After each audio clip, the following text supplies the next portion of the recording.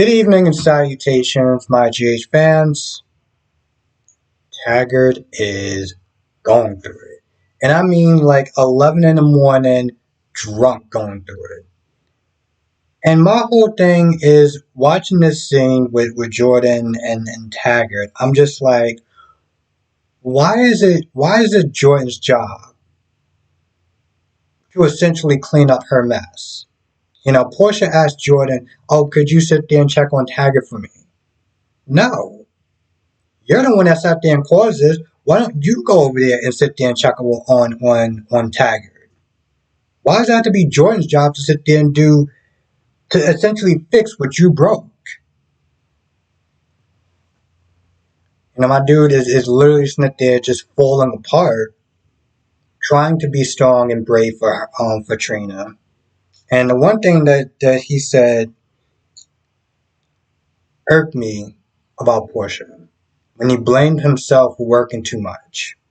Isn't this saying it was the whole reason why she decided to cheat and everything like that? And I'm just like, we're not doing that, okay? Because there's always another way to sit there and deal with a situation other than cheating.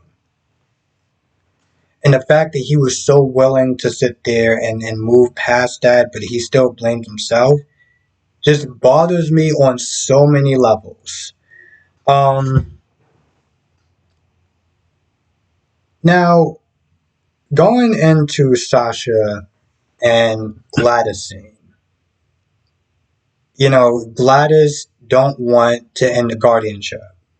And, it's kind of weird because it's only really brung up so much when Sam says something.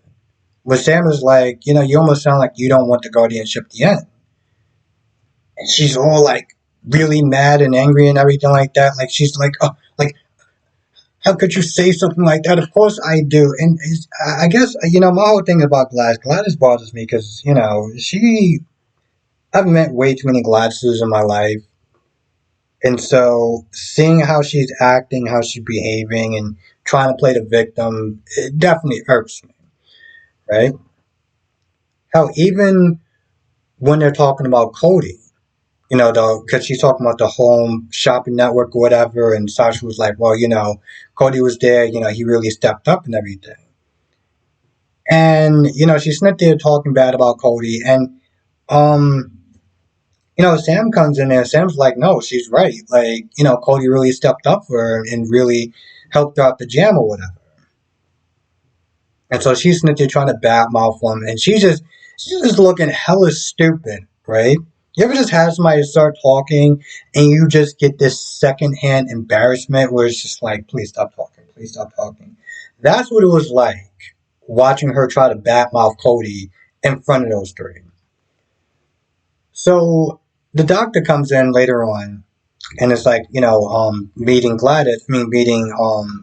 Sasha to sit there and see if she can enter guardianship. And there's a couple of times she's like, it almost sounds like you don't believe in me or whatever. And I'm sitting there like, why are you writing Sasha this way? Where it's so obvious, where it's not so much that she doesn't believe in her, it's just she's acting very strange. And the fact that Sasha can't see through it just vexes me. It's like, anyway, it gets to a point where the doctor's like, hey, it's time for your appointment. And Gladys is like, all right, well, let me come there too, because I got a lot to say. And it's like, nah, boy, sit your ass down. Like, he came there to sit there and see her. He didn't come to sit there and see you. And the doctor's like, no. It's just going to be us two. Like, we'll talk after or whatever. It's just going to be me and her.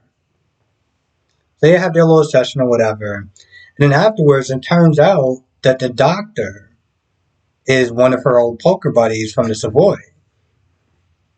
And, Gladys asked, like, oh, well, should you be treating her since it's a conflict of interest or whatever? And it's like, not really. I mean, unless you want that to be known. Unless you want Sasha to sit there and know about your little gambling things that you're sitting there doing, it is not going to be a conflict today. So you got that going on, right? And you got Curtis's birthday. Trina's there to sit there and give her a gift. You got Marshall, you have Stella. All right. So here's the thing about some people. When they feel like I'm going to offend people. I feel like I need to sit there and say this because it was something that just bothered me. Don't get me wrong, when I sit there and say this, I don't sit there and mean every person in this age group, okay?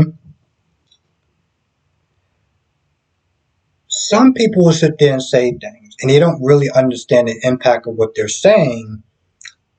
They may have the best of intentions, but they're very tactless, right? So, Marshall's not there giving his speech about Curtis. And, Stella's like, oh, yeah, we're going to be one big happy family now that we have, her as your, Trina as your daughter and stuff like that. Now, Trina is still getting used to that idea. Like, her world is turned upside down, but she is just going through it, the best she can. She already realized it's going to be kind of awkward being there, but she wants to then do something for Curtis. And it's like Stella is trying to push this whole Insta family thing. And, you know, after a while, because I think this wasn't the first time, because she said that twice. This is like the second time that she said something along those lines. And so Trina's like, listen, I gotta sit there, I gotta use the restroom or whatever. And my whole thing was like, why she sit there and say, is it something that I said? And she literally says that. And I think that's the thing. Sometimes with certain older people, right? I'll give you an example.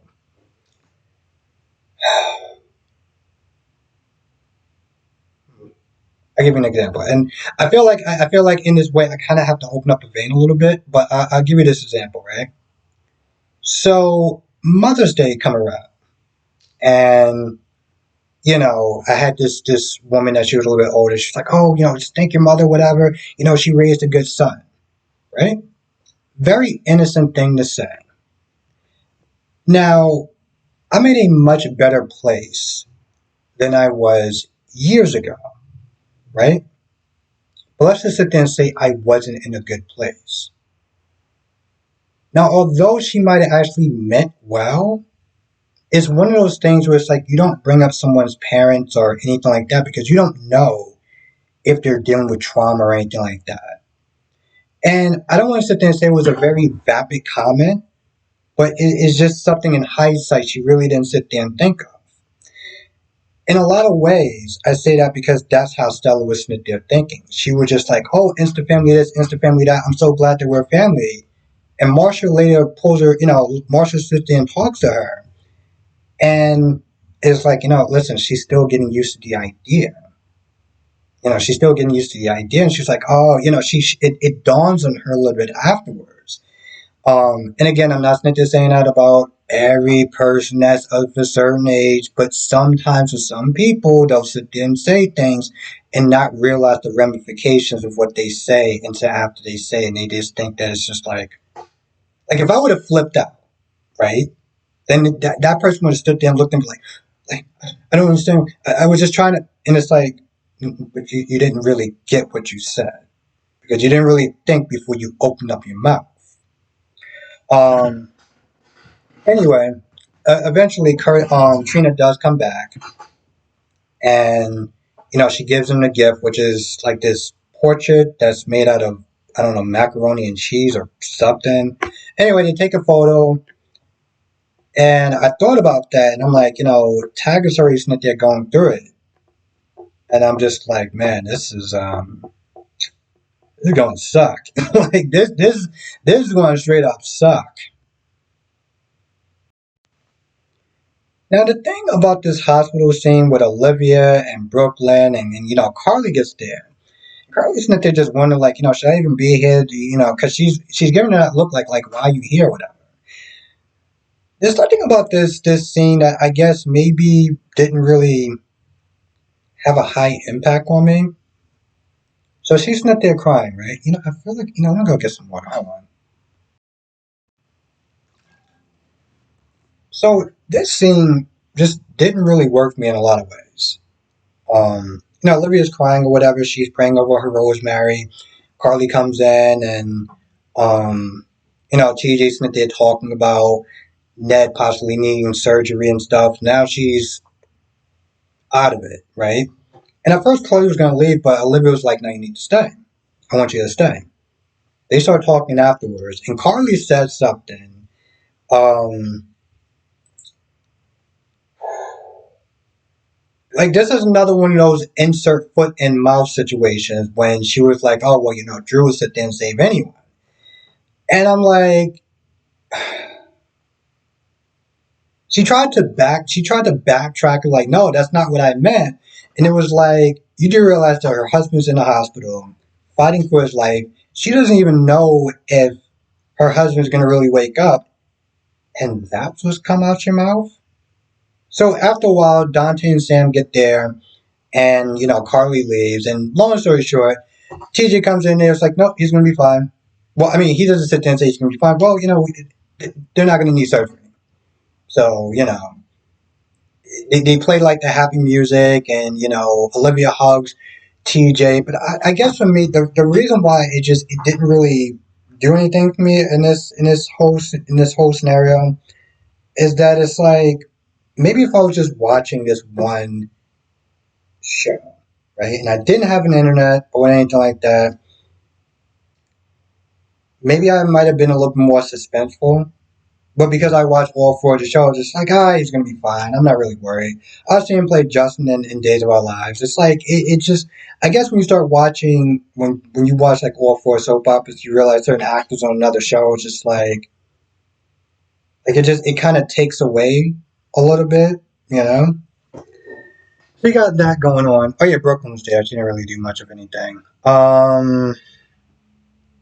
Zeke was there. I don't really understand. Zeke is not there talking to I'm calling Kim Madison, Drew.